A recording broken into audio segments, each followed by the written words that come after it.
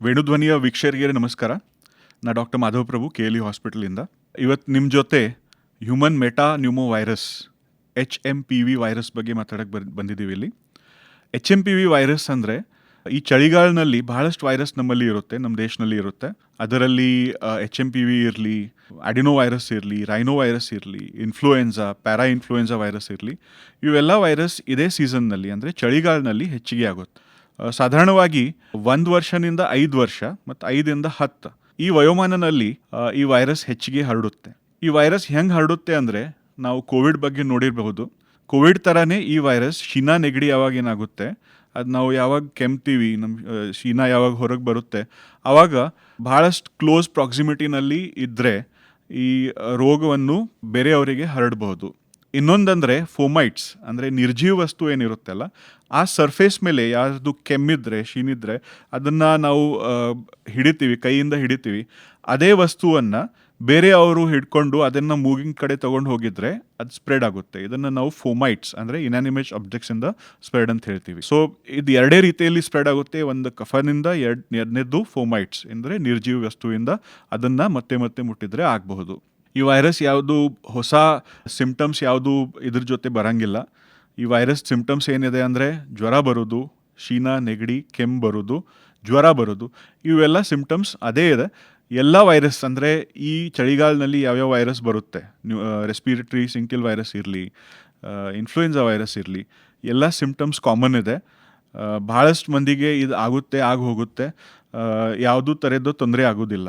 ಇದನ್ನು ಯಾವ ರೀತಿ ನಾವು ತಡಿಬೇಕಂದ್ರೆ, ಒಂದು, ಯಾರಿಗೆ ಶೀನಾ ನೆಗಡಿ ಇದ್ದರೆ, ಕೆಮ್ಮಿದ್ರೆ ಅವ್ರ ಕಡೆಯಿಂದ ಸ್ವಲ್ಪ ಡಿಸ್ಟೆನ್ಸ್ ಮೇಂಟೈನ್ ಮಾಡಬೇಕು. ಎರಡನೇದು, ನಮ್ಮ ಸರ್ಫೇಸಸ್ ಏನಿರುತ್ತೆ, ಡೋರ್ ನಾಬ್ ಇರಲಿ, ರೇಲಿಂಗ್ಸ್ ಇರಲಿ, ಅದನ್ನು ನಾವು ಸ್ವಚ್ಛವಾಗಿ ಇರಬೇಕು. ಅದನ್ನು ಕ್ಲೀನ್ ಮಾಡಿ ಇಟ್ಟರೆ ಅಲ್ಲಿಂದ ಅದು ಸ್ಪ್ರೆಡ್ ಆಗಂಗಿಲ್ಲ. ಮೂರನೇದಾಗಿ, ಸೋಷಿಯಲ್ ಮೀಡಿಯಾ ಮೇಲೆ ಇದ್ರದ್ದು ಬಗ್ಗೆ ಭಾಳಷ್ಟು ನ್ಯೂಸ್ಗಳು ಬರತ್ತಿದೆ. ಲಾಕ್ಡೌನ್ ಆಗಬಹುದು, ಇದಾಗಬಹುದು, ಅದಾಗಬಹುದು. ಇದನ್ನು ದಯವಿಟ್ಟು ನೀವು ಗಮನಕ್ಕೆ ತಗೋಬೇಡ್ರಿ. ಯಾಕಂದರೆ ಇದು ಫಸ್ಟ್ ಟೈಮ್ ಬಂದಿದ್ದ ವೈರಸ್ ಇಲ್ಲ. ನಮ್ಮಲ್ಲಿ 90% ನಮ್ಮಲ್ಲಿ ಪೇಷಂಟ್ಸ್ಗಳು ಆಲ್ರೆಡಿ ನಾವೆಲ್ಲರೂ, ನಾ ಇರಲಿ, ನೀವು ಇರಲಿ, ಎಲ್ಲರೂ ಸುದಾ ಇದಕ್ಕೆ ನಾವು ಎಕ್ಸ್ಪೋಸ್ ಆಗಿದ್ದೀವಿ. ನಮ್ಮಲ್ಲಿ ಆ್ಯಂಟಿಬಾಡೀಸ್ ಇದ್ದಾವೆ.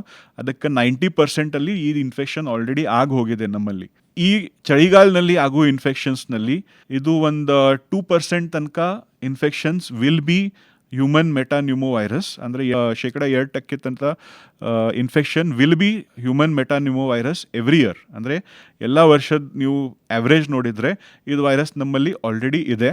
ಇದ್ರ ಬಗ್ಗೆ ಬೇರೆ ಯಾವುದು ವಿಚಾರ ಮಾಡೋದು ಜರೂರತ್ತಿಲ್ಲ.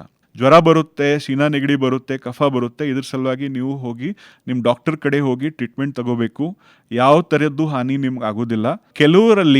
ಕೆಲವು ಮಕ್ಕಳಲ್ಲಿ ಅಸ್ಥಮಾ ಇರುತ್ತೆ, ಕೆಲವ್ರದ್ದು ಪ್ರತಿಕಾರ ಶಕ್ತಿ ಕಡಿಮೆ ಇರುತ್ತೆ. ಇವರಲ್ಲಿ ಸ್ವಲ್ಪ ನ್ಯೂಮೋನಿಯಾ ಆಗೋ ಸಂಭವ ಇರುತ್ತೆ. It is around 1%.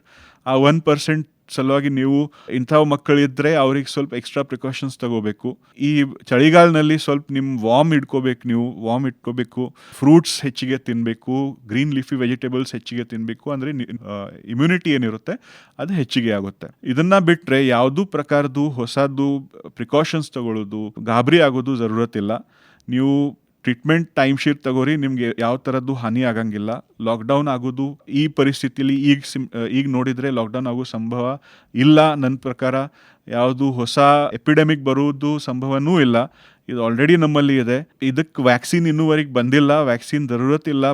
ಭಾಳಷ್ಟು ಮಂದಿಯಲ್ಲಿ ಇದು ಮೈಲ್ಡ್ ಇನ್ಫೆಕ್ಷನ್ ಆಗಿ ಹಾಗೆ ಹೋಗಿಬಿಡುತ್ತೆ. ಒಂದು 2-3 ವಾರಲ್ಲಿ ಪೇಷಂಟ್ ಕಂಪ್ಲೀಟ್ಲಿ ನಾರ್ಮಲ್ ಆಗ್ತಾರೆ. ಬ್ಯಾಂಗ್ಳೂರ್ನಲ್ಲಿ ಏನು ಕಂಡು ಬಂದಿದೆ, ಅವರೆಲ್ಲರೂ ಯಾವುದೂ ಪೇಷಂಟ್ ಟ್ರಾವೆಲ್ ಮಾಡಿಲ್ಲ, ಚೈನಾಗೆ ಹೋಗಿಲ್ಲ, ಎಲ್ಲೂ ಹೋಗಿಲ್ಲ, ನಮ್ಮಲ್ಲೇ ಇದ್ದರು. ಅಂದರೆ ಅವರಿಗೆ ಇಲ್ಲಿಂದನೇ ಇನ್ಫೆಕ್ಷನ್ ಬಂದಿದೆ ಮತ್ತು ಅವರು ಕ್ಯೂರ್ ಆಗಿ ಮನೆಗೆ ಹೋಗಿದ್ದಾರೆ. ಅದಕ್ಕೆ ದಯವಿಟ್ಟು ಗಾಬರಿ ಆಗಬೇಡ್ರಿ. ಇದು ಯಾವುದೂ ಥರದ್ದು ಹಾನಿ ಆಗೋದು ಸಂಭವ ಭಾಳ ಕಡಿಮೆ ಇದೆ. ನಿಮ್ಮ ಡಾಕ್ಟರ್ ಕಡೆ ಹೋಗಿ, ಶೀನಾ ನೆಗಡಿ ಕೆಮ್ಮಾಗಿದ್ದರೆ ಡಾಕ್ಟರ್ ಕಡೆ ಹೋಗಿ ದಯವಿಟ್ಟು ಟ್ರೀಟ್ಮೆಂಟ್ ತಗೋರಿ. ಮತ್ತು ಯಾವುದೂ ಥರದ ಗಾಬರಿ ಆಗೋದು ನಮ್ಮಲ್ಲಿ ಜರೂರತ್ತಿಲ್ಲ. ಧನ್ಯವಾದ. ಧ್ವನಿ ಇದು ನಮ್ಮ ಧ್ವನಿ, KLE ಕನಸು ನನಸದ